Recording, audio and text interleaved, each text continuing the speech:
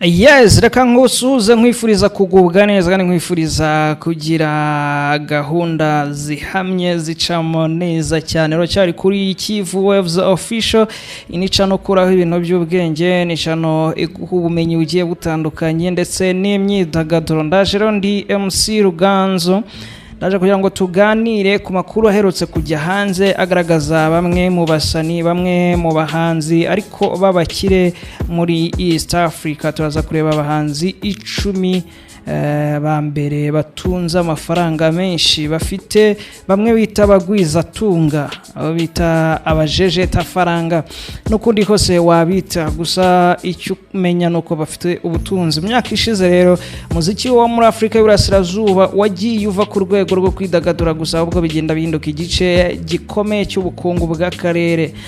Iyo ugeze mu mijyi nka Dar es Salaam, Nairobi, Kampala, tibagiwe no mujyi wa Kigali wo mu Rwanda, usanga umuziki waragiye ubu buryo bwo kubaho, kubaka izina ndetse no kugera ku rwego rw'imari rutari rusanzwe ruboneka mu myuga y'imyidagaduro muri rusange cyangwa muri ruriya ruganda.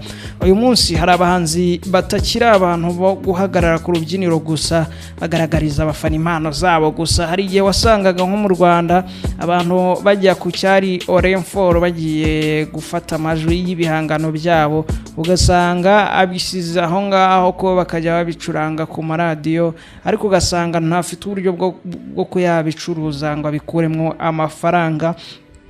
Ariko ubu ngubu byahindutse ishoramari rikomeye. Hari abashoramari bafite ibikorwa byinshi bibinjiriza amafaranga mu buryo butandukanye kandi byaragiye bituruka ku muziki. Tujye kureba rero urugendo rw'umuziki nk'uruganda rw'ubukungu, ndetse twibande ku bahanzi bakize kurusha abandi mu karere ka Afrika y'Uburasirazuba. Igisobanuro cyaho bakuye amafaranga yabo cyangwa n'undi mutungo bafite, uburyo bayabona ndetse n'impamvu bamwe bashobora kugira ku rwego rwo hejuru kurusha abandi. No kugira ngo rero turusheho kuganira neza, turatangira duhereye ku mwanya wa nyuma, ku mwanya wa 10, kuko turi buvuga abantu 10. Tugende twegera kusonga kuza ku mwanya wa mbere. Byanze bikunze hari abo watangiye gutekereza nawe, ariko reka nza nkubwire uko bakurikirana. Turareba ubashije abandi bose kugira imari, kugira urwego rw'imari rwe bwite utajegajega ndetse n'ubucuruzi bwe, ariko akabihuza n'umuziki. Mu mwanya, reka duhere ku mwanya wa 10, turasanga Big Size Bebe Cool. Amazina ye bwite wundi ni Moses Sari, yavukiye muri Uganda, atangira urugendo rwe rw'umuziki akiri muto cyane, ariko ngo yageze mu murwa mukuru Nairobi mu gihe cya mbere agitangira umwuga we, aho yakoreye mu itsinda ryitwaga Ogopa DJs mbere yo kugaruka aho yaratuye. Hanyuma akahinduka umwe mu bahanzi. Nimbere rero kugaruka muri Uganda yahise ahinduka umwe mu bahanzi bakomeye mu njyana ya dancehall. Urugendo rwe rero rwari rwuzuyemo guhangana n'imbogamizi zirimo guhatanira isoko rikomeye ndetse n'impaka zagiye zimukurikira mu buzima bw'umwuga we. Mu buzima bwe bwite, Big Size Bebe Cool arubatse, akazwiho kuba afite umuryango uhamye. Utunzi bwe bukaba bwaraturutse ku muziki, ibitaramo ndetse n'ubucuruzi butandukanye yagiye ashoramo imari. Bebe Cool agaragara nk'umwe mu bahanzi bafite amateka akomeye mu muziki wa Uganda. Mu gihe cy'imyaka myinshi rero amaze mu muziki, yagiye yubaka izina rikomeye ryanamufashije kubona amahirwe atandukanye mu bijyanye n'imari. Amafaranga ye aturuka rero muri ibyo bitaramo agenda akora hirya no hino mu gihugu no hanze hacyo. Amasezerano y'ubucuruzi agenda agirana n'ibigo bitandukanye bikomeye akabyamamariza, ndetse no ku bikorwa by'ishoramari bye bwite byagiye byiyongera uko izina rye rigenda rikura. Uburambe bwe mu muziki bwamuhaye icyizere bamushyigikiye, bigatuma akomeza kwinjiza amafaranga mu buryo buhoraho.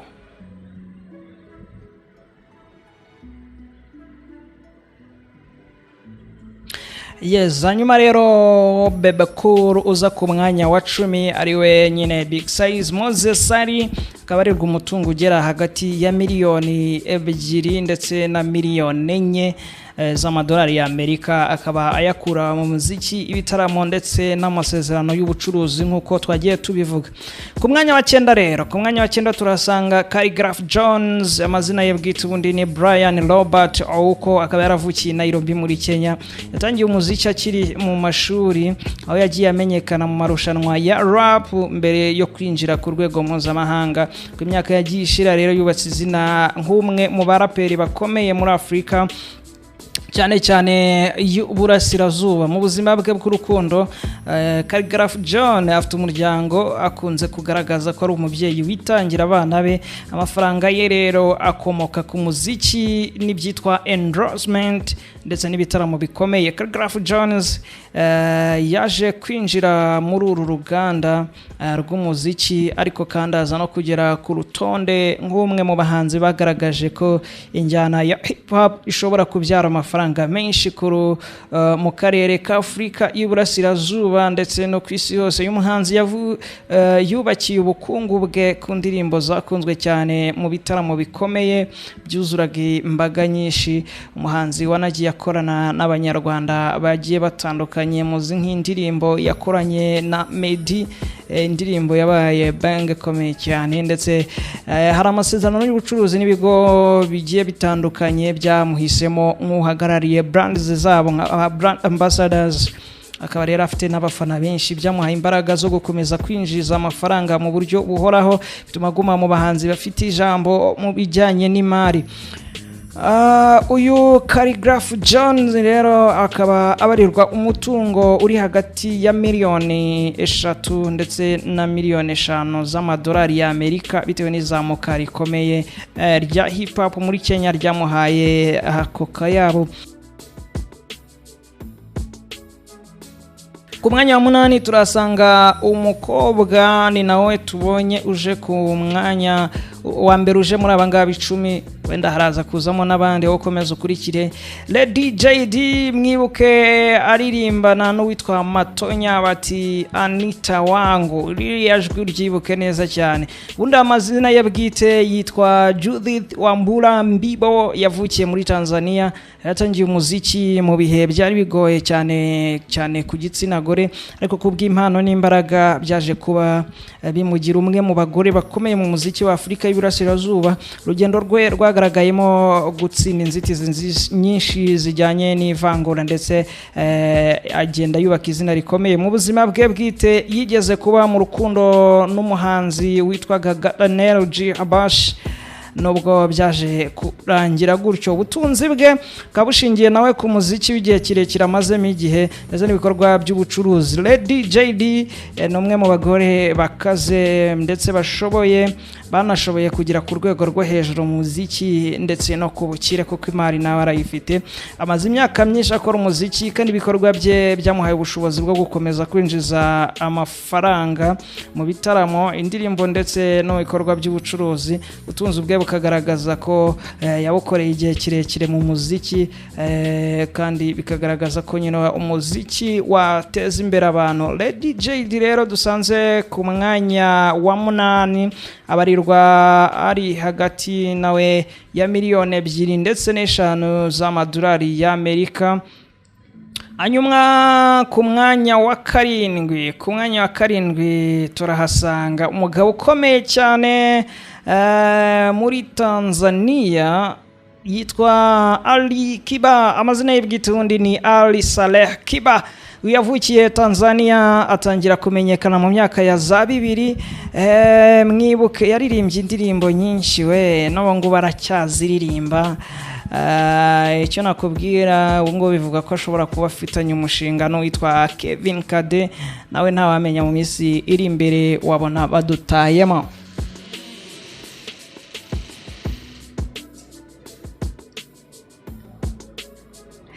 yatangiye rero kumenyekana muri bibiri nk'uko nabibabwiraga, aza kumwe mu bahanzi bafite abafana benshi cyane cyane mu karere. Urugendo rwe rwuzuyemo rero gutsinda irushanwa rikomeye cyane cyane hagati ye n'abandi bahanzi bo muri Tanzania. Mu buzima bw'urukundo yashyingiranywe na Amina Khalef, n'ubwo ubuzima bwabo bwagiye buvugwaho byinshi mu itangazamakuru. Amafaranga ya Ali Kiba ava mu muziki, ibitaramo ndetse n'amasezerano agiye atandukanye agirana n'ibigo by'ubucuruzi nka brand ambassador. Ali Kiba agaragara nk'umwe mu bahanzi bafite abafana benshi cyane mu karere. Uretse kuba umuziki ukundwa cyane, akagira n'ijwi cyane, ibitaramo bye byinjiza amafaranga menshi, kandi amasezerano agenda agirana n'ibigo by'ubucuruzi nayo amwongera amafaranga, nubwo atagaragara cyane mu bikorwa by'ubucuruzi bunini nk'abandi bafite izina nk'irye, ariko izina rye rikomeza kwinjiza amafaranga menshi. Ali Kiba nawe abarirwa amafaranga atunze ari hagati ya miliyoni 4 ndetse na miliyoni 7 z'amadolari y'Amerika, cyane ko nyine buriya biragoye ko wahita wemeza ngo naya ngaya afite. Gusa hari imitungo ibizwi, hari ibitazwi, hari n'uburyo biba bigenda bihindagurika. Turi ku mwanya wa 7, tugeze ku mwanya wa 6 turahasanga Jaguar aka Kipepeo na Pepea. Muramuzi cyane mu ndirimbo nka Kigeugeu n'izindi. Atangira umuziki mu buzima bugoye cyane, aza gukoresha ariko uyu muziki nk'inzira yo kwiteza imbere. Nyuma yo kumenyekana yinjiye muri politiki, aho yanabaye umwe mu bayobozi b'igihugu cye. Ubuzima bwe bwite azwiho kuba yarubatse izina mu bikorwa by'imibereho rusange. Ubutunzi bwe bushingiye ku muziki, politiki ndetse n'ubucuruzi. Jaguar ikindi wamenya n'urugero rw'umuhanzi cyangwa rw'umwe mu bahanzi bahuje umuziki, politiki n'ubucuruzi. Ubundi bintu biba bigoranye cyane, biba byatumye amafaranga ye atava ku muziki gusa, ahubwo akagira inkomoko nyinshi zituma ubukire bwe bugenda buramba. Hari n'abandi turubuze gusanga baragiye bavanga umuziki na politiki. Jaguar rero abarirwa amafaranga ari hagati ya miliyoni 5 ndetse na miliyoni 10 z'amadolari y'Amerika. Twihuse cyane tugeze ku mwanya wa 5, aho dusanga umunyapolitiki nawe akaba n'umucuruzi mwite Kyagulanyi Robert Sentamu aka Bobi Wine.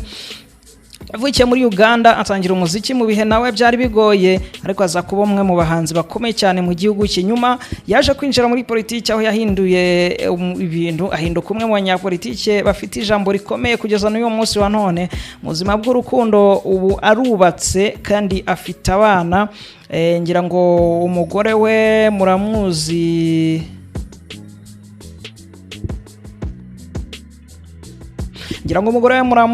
byagiye bivugwa no mu minsi ishize ko ari ukuntu urugo rwabo rwagiye ruterwa, ugasanga umugore we arafashwe ariko nanone bakamurekura. Umugore we yitwa Itungo. Ubutunzi bwe bushingiye ku muziki, ndavuga Bobi Wine, ibikorwa bya politiki ndetse n'inkunga z'abamushyigikiye. Bobi Wine rero akaba agaragaza uburyo umuziki ushobora kuba intangiriro y'ubukire, akiyongeraho n'ibikorwa bya politiki ndetse no kubona inkunga z'abagushyigikiye, dore ko afite n'ishyaka akuriye hariya muri Uganda. Akaba ari n'umudepite, n'umwe umwe navuga ko ari no wa mbere ubu ngubu uhanganye na Perezida Yoweri Kaguta Museveni, cyane cyane iyo bigeze mu gihe cy'amatora. Hanyuma rero ushobora kwibaza ngo Bobi Wine ubundi abarirwa amafaranga angana iki? Bobi Wine abarirwa hagati ya miliyoni 7 ndetse na miliyoni 10 z'amadolari ya Amerika nk'ubutunzi bwe bwite. Hanyuma ku mwanya wa 4 ntabwo turava muri Uganda, yitwa Mwite Mayanja Jose Chameleone, niyo mazina yamenyekanyeho. Yavukiye muri Uganda, atangira umuziki akiri muto cyane. Buriya akantu wamenya ko nuko buriya mu bantu benshi bamwigishije n'abantu bakuze bakunda indirimbo ze igihe babaga bari ku ishuri, ariko ni nabo baje kumwigisha. Nubwo yitaga Doctor, bivuga ko buriya yiza kuze, wenda akiri muto yatangiye umuziki ataranize. Ubuzima bwe bwite arubatse, afite abana, hari n'abavuga ko ari benshi. Ubutunzi bwe buturuka ku muziki, ibitaramo ndetse n'ibikorwa by'ubucuruzi. Jose Chameleone ni umwe mu bahanzi bafite amateka akomeye cyane cyane mu karere.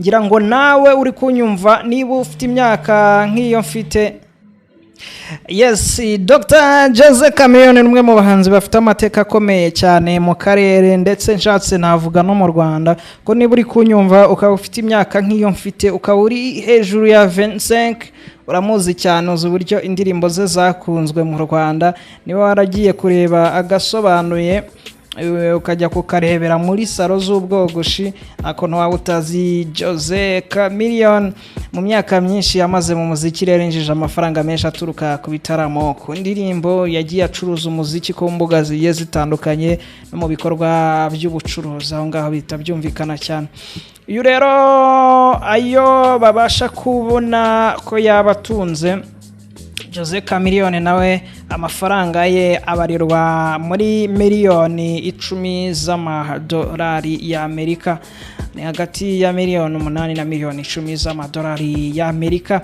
ku mwanya wa gatanu turasanga Rajab Abdul Kahali yitwa ubundi mu muziki tumuzi nka Harmonize ariko ubundi yitwa Rajab Abdul Kahali yavukiye muri Tanzania ahitwa Mtwara yavukiye Mtwara yatangiye ubuzima bwe ari mu muryango w'abakene cyane aza gukoresha umuziki nk'inzira yo kwiteza imbere ayo ngo rero Abdul Rajab nyuma yo kuva muri Wasafi ejo bundi yatangiye label ye bwite bituma amafaranga ye agenda yiyongera mu buzima bw'urukundo yagiye agarukaho cyane mu bitangazamakuru byinshi bigeze no kuvuga ko yaba yarakanyujijeho mu minsi mikeya we no witwa Yolo the Queen umukobwa w'ikizungerezi cyane no ngo utamenya ngo aherereye ariko uvugwa cyane ku mbuga nkoranyambaga ubutunzi rero bwa Nasibu bwa Abdul Kahali Rajab ariwe Harmonize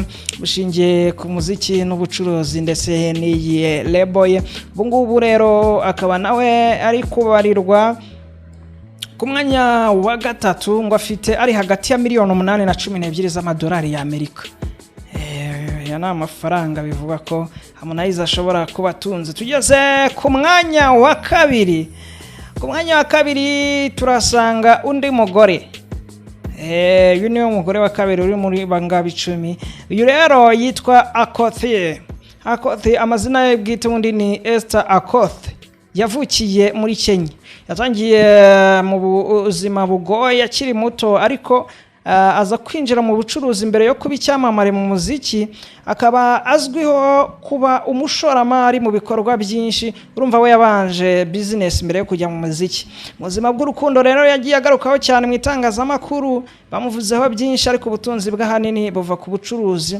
Akothee agaragaza neza ko ubukire bwe bushobora kurenga umuziki gusa ahubwo igice kinini cy'amafaranga kigaturuka mu bucuruzi bugiye butandukanye tugeze ku mwanya wa mbere urumva ari ndetse cyo nakubwira cyo nta munyarwanda urimo ariko nta n'umurundi urimo muri abangaba nakubwiye bo muri East Africa ahubwo nyine mwumvise ko byihariwe cyane Uganda Kenya ndetse na Tanzania ku mwanya wa mbere rero yitwa Abdul Nasib Juma Isaka mwamumenye nka Diamond Platnumz yavukiye Tanzania mu cyaro cya Mbagara yatangiye umuziki muzima bugoye cyane nawe ariko kubw'impano ye n'imbaraga muribuka ko yaje bavuga ko aza yigana mugenzi we Ali Kiba ariko yaje kuba umwe mu hanzi bakomeye muri East Africa ndetse muri Afrika no ku isi hose ashinga label yise cyangwa se n'inzu itunganya umuziki ifasha n'abahanzi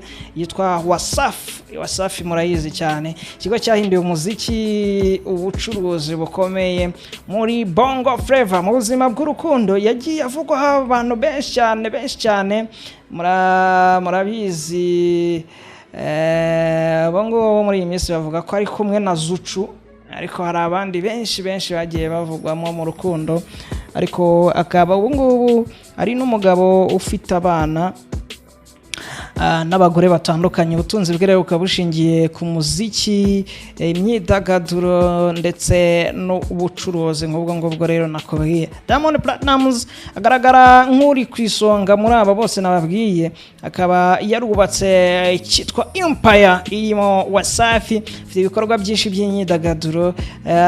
Ni nawe muntu byamenyekanye muri aba bose navuze ko yaguze indege bwite private jet, ngira ngo murabizi byaravuzwe cyane. Amafaranga ayakura ku mbuga ze ziri digital, amasezerano nka brand ambassador n'ibindi agira amasezerano menshi cyane, aramamaza cyane uriya mugabo, ndetse agira ibitaramo mpuzamahanga byitabirwa n'abantu benshi, agakuramo amafaranga menshi cyane. Mu gusoza rero muri iki kiganiro twagaragaje ko cyangwa twabonye ko ubutunzi butava ku mpano gusa, ahubwo bushingiye no ku bushobozi bwo guhinduramo iyo mpano ubucuruzi. Mu karere ka Afurika y'Uburasirazuba rero umuziki ukaba ugenda waguka, uri mu nzira yo kuba uruganda rwuzuye rushobora gutanga agatubutse, n'abahanzi n'ababyeyi bamaze kwerekana ko bishoboka kugera ku rwego rwo hejuru rw'imari binyuze muri ubwo buryo. Birashoboka ko ubutaha uko urutonde ruzagenda ruvugururwa tuzanasangaho na bamwe mu banyarwanda, ariko sinabura kukubwira ko akote twasanze ku mwanya wa kabiri abarirwa hagati ya miliyoni 10 na 15 z'amadolari ya Amerika. Mu mbabarire cyane, hari ukuntu nari nabyibagiwe. Ku mwanya wa mbere rero yo Nasib Abdul Juma Isaac Diamond Platnumz, we abarirwa hagati ya miliyoni 10 na miliyoni 20 z'amadolari ya Amerika. Bosi wa Wasafi. Kangushimira wewe twabanye rero, nitwa MC Ruganzo, iyo iracyari Kivu Waves Official.